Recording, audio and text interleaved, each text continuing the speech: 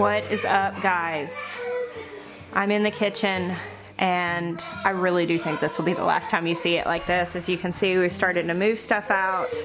The cabinets are empty and we are beginning to tear things out here just in the next day or so. We're gonna start pulling everything out of here. We've packed up all our stuff.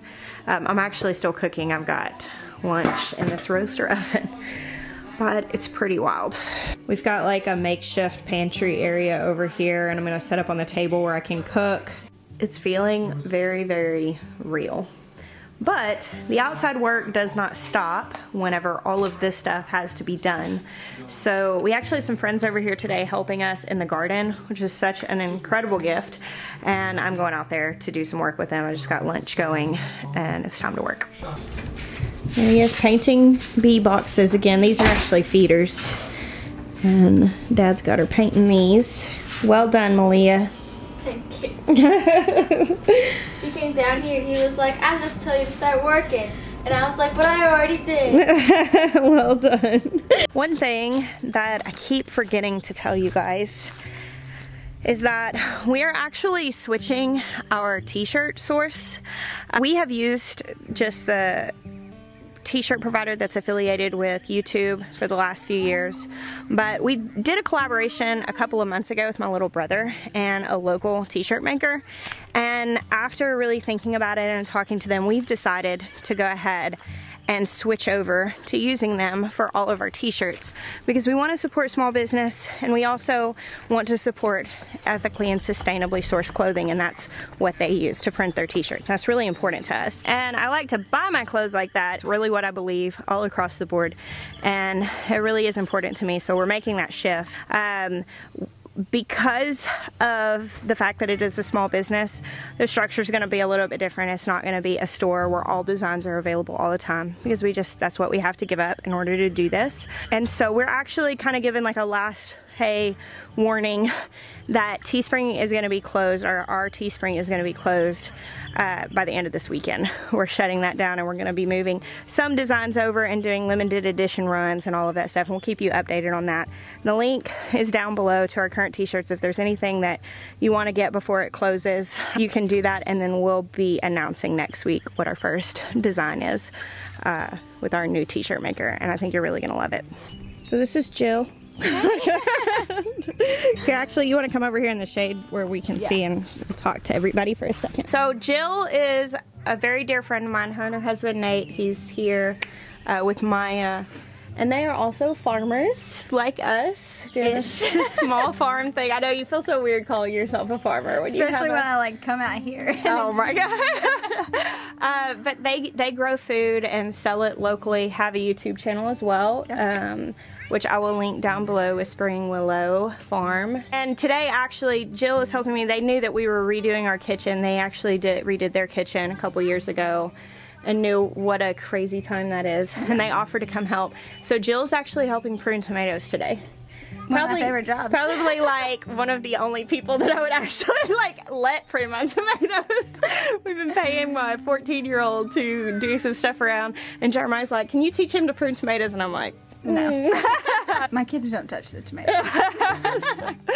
But thank you guys so much for your help, and y'all please go check out our friends. Alright, so Jess gave me the camera, and I'm going to show you guys the current status of our fowl operation. All the turkeys, guineas, ducks, geese, 100+ laying hens, all from Murray McMurray. We've got to move the dragon wagon today, and it's kind of hot.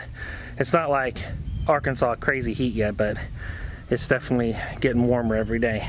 So here is a brooder with our broad-breasted white turkeys. And I've got them separated from our heritage turkeys. We want the broad-breasted white to fill out faster, and these will go at a different pace. So I've actually got our blue slate and bourbon red, blue slate, the guinea set.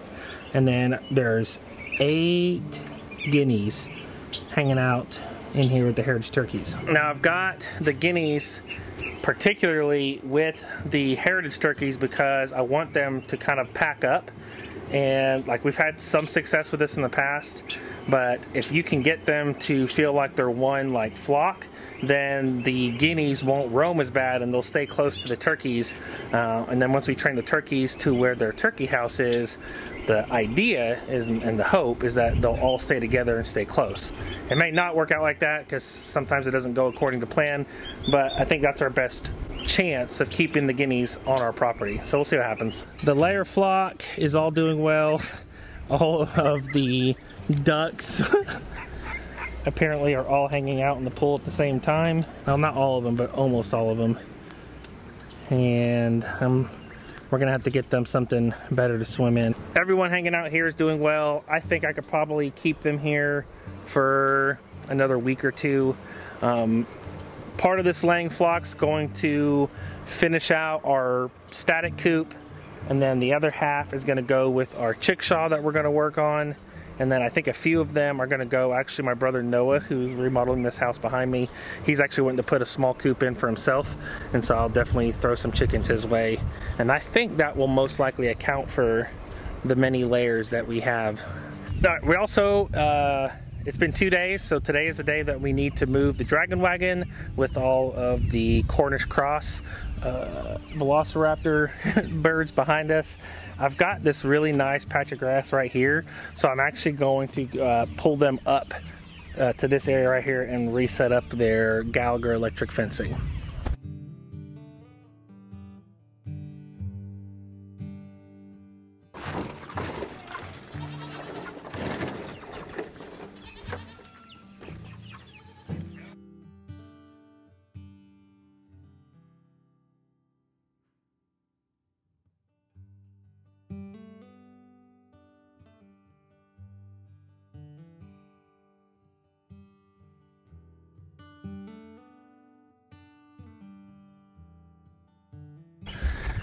Man, that was harder than I thought it would be.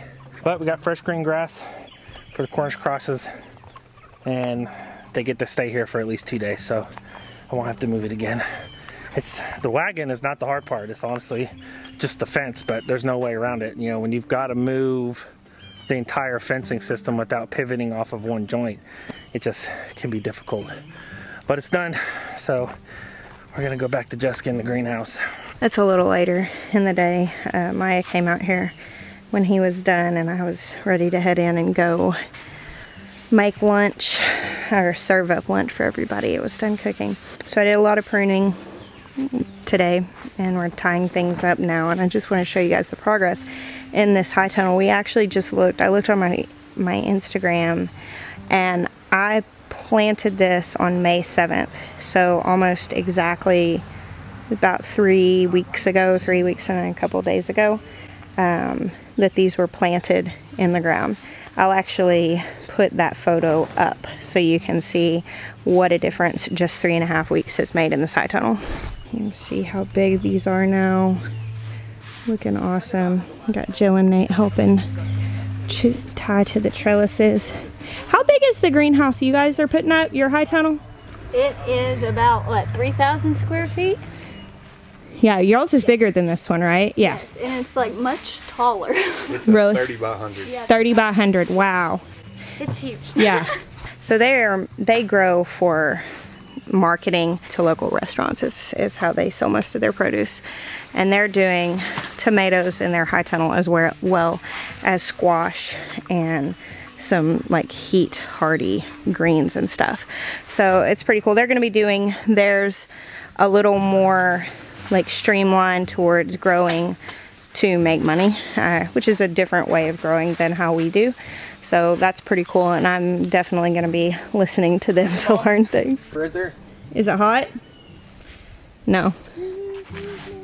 Yeah, that was a young one. I cut off all the young ones and I must have dropped one. Oh. So the boys are mulching these peppers. After figuring out that those peppers in the back were struggling due to overwatering, and it really wasn't so much that I was overwatering them, it was that the rain was pouring in because of the incline of the high tunnel. I didn't do anything different. I haven't watered them, but it hasn't rained. And all the peppers are looking so much better. I think they're really adjusting to being in here. We put the shade cloth up, and that seems to have helped all the plants in here as well.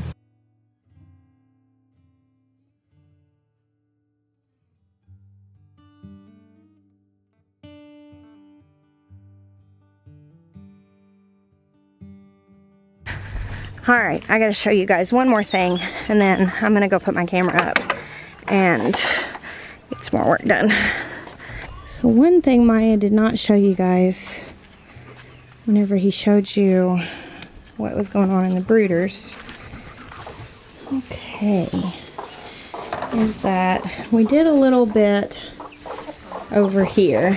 When we built this coop, we built these what we called broody apartments, and these have doors on the sides over on the other side of this fencing. And the idea here was when we had a broody hen, we could put her in there on a clutch of eggs. She would be protected from outside from any predators, and we could put food and water in with her, and then when she hatched her chicks, they could essentially be exposed to the flock could see them, but they would be safe and protected. And then eventually we would be able to let her and her chicks in with the rest of the flock without having that whole pecking order thing. Now down here right now, we finally finished out these broody apartments. In here I've got some frizzles and just a couple of little bantams, and I just wanted these because I think they're fun. You can't see them super great. Maybe that little guy will come over here, he looks curious. They're actually frizzle bantam cochins. I've got a few of those, 5 of those, and 5 millefleurs. So they're just pretty little birds. Hi. What are you fussing about? It's a hot day when the hens are hanging out inside the coop because they don't want to be out in the sun. Some of them are out there sunbathing. Actually, with the shade cloth on the high tunnel, it's actually cooler and nicer to be in the high tunnel than it is to be outside right now in the middle of the day. Yeah, it's 90 outside, so definitely a warm one. Well guys, I'm gonna get back to work. Definitely like getting to show you the days that we have more hands here, because I think that it's important for me to make it clear that this is not by any means a 2-person job. The scale at which we're growing right now, of course we work really hard. We work on a daily basis, but it's not just us doing this. When we've got some big crazy project going on, that's definitely very much a help to us. And I think it's important whenever you're publicly portraying something that you're doing, that you are setting, you know, as realistic as an expectation as possible. You know, obviously some people are going to perceive things differently no matter how I try to show it. This is our dream. This is what we do work really hard on, but we could not by any means be able to do this on our own. So thank you so much for hanging out with me today. I bless you. Until next time.